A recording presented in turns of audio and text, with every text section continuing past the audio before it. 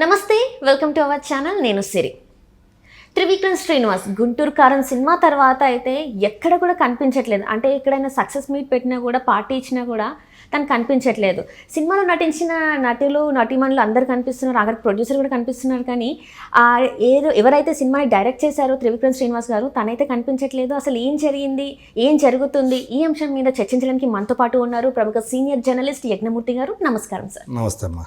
Sir, Guntur కారం తర్వాత అసలు దానికి వచ్చిన టాక్ వల్లనా మరి ఏంటి అనేది తెలియదు. కానీ త్రివిక్రమ్ శ్రీనివాస్ సార్ అయితే ఇక్కడ కనిపించట్లేదు.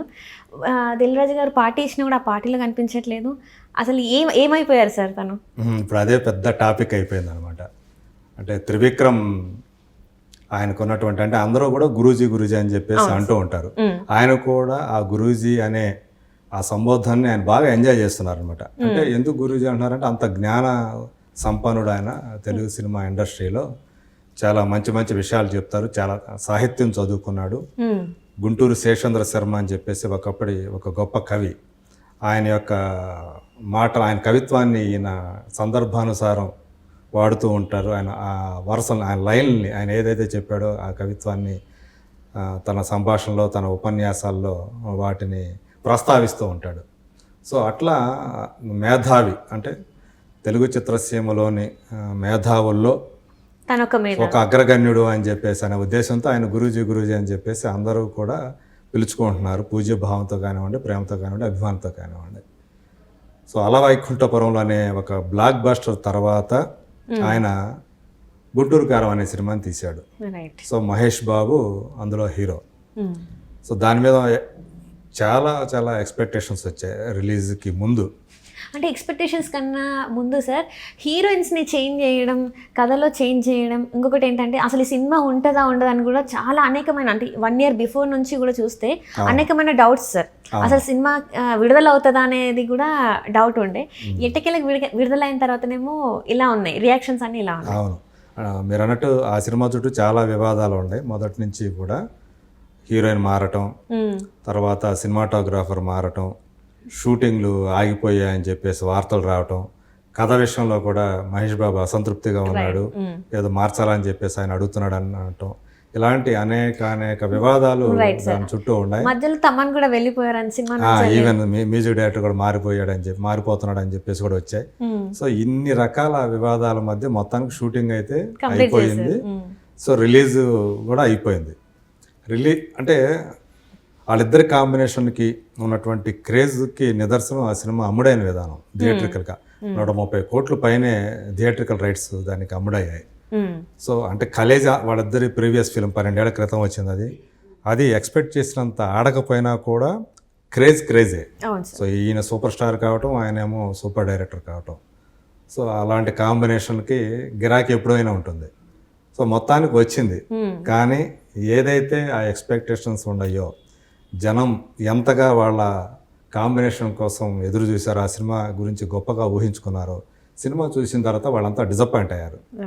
సో ప్రధానంగా ఆ కథ, త్రివిక్రమ్ ఏదైతే ఆ సినిమాలో గుంటూరు కారం సినిమాలో ఆ కథ చెప్పాడో ఆ కథ ఎవరికి నచ్చలేదు. సో అట్లాగే తల్లి కొడుకుల అనుబంధాన్ని బేస్ చేసుకొని కథ, కానీ దాన్ని సరిగా ఎస్టాబ్లిష్ చేయలేదు. పైగా తనకున్న భావజాలాన్ని కొన్ని పాత్రల ద్వారా, కొన్ని సన్నివేశాల ద్వారా వ్యక్తం చేయడానికి ప్రయత్నం చేశాడు. విలన్లకి లెనిన్, కార్ల్ మార్క్స్ అని పెట్టడం. సో ఇట్లాంటి తను ఏ భావజాలానికి సంబంధించిన వ్యక్తో తెలియజేశాడు. అది గతంలో కూడా చేశాడు, ఇదివరలో కూడా ఇలాంటివే ఆయన చేశాడు. సో ఇందులో కూడా చేశాడు. అట్లాగే అయితే ఈ సినిమాకి వచ్చినటువంటి ఏదైతే దాని చుట్టూ ఆ వివాదాలను మించి ఆ సినిమా సరిగా లేదు, బాగా తీయలేదు. అసలు ఆయన దర్శకత్వ ప్రతిభ ఏమిటనేది ఈ సినిమాలో ఎక్కడా కనిపించలేదు. అంటే ఇంకా ఇక్కడ చూస్తున్నట్టయితే ఈ కుర్చీ మడత పెట్టి సాంగ్ ఇంకా తను ఇబ్బంది పెట్టిందేమో అని చెప్పేసి, అంటే తన స్టాండర్డ్స్ కాదు అని చెప్పేసి చాలా మంది ఫ్యాన్స్ కూడా అనడం జరిగింది సార్. మనం చూస్తున్నట్టయితే త్రివిక్రమ్ శ్రీనివాస్ స్టాండర్డ్ కాదు ఈ పాట అని చెప్పేసి కూడా అన్నారు సార్. అవునవును, అంటే ఆయన అప్పుడు ఏదైతే లైమ్ లైట్లో ఉందో ఒక కుర్చీ అనేది, దాన్ని క్యాష్ చేసుకునే ప్రయత్నం చేశాడనేది వినిపించింది. బట్ అందులో డైరెక్టరు, మ్యూజిక్ డైరెక్టర్ వీళ్ళిద్దరిలో ఎవరి పాత్ర ఎక్కువ మనకు తెలియదు కానీ బట్ అప్పుడు వచ్చింది కానీ బట్ ఆ పాట అయితే పెద్ద హిట్ అయింది. కుర్చీ మడత పెట్టి అనేది పెద్ద హిట్ అయింది.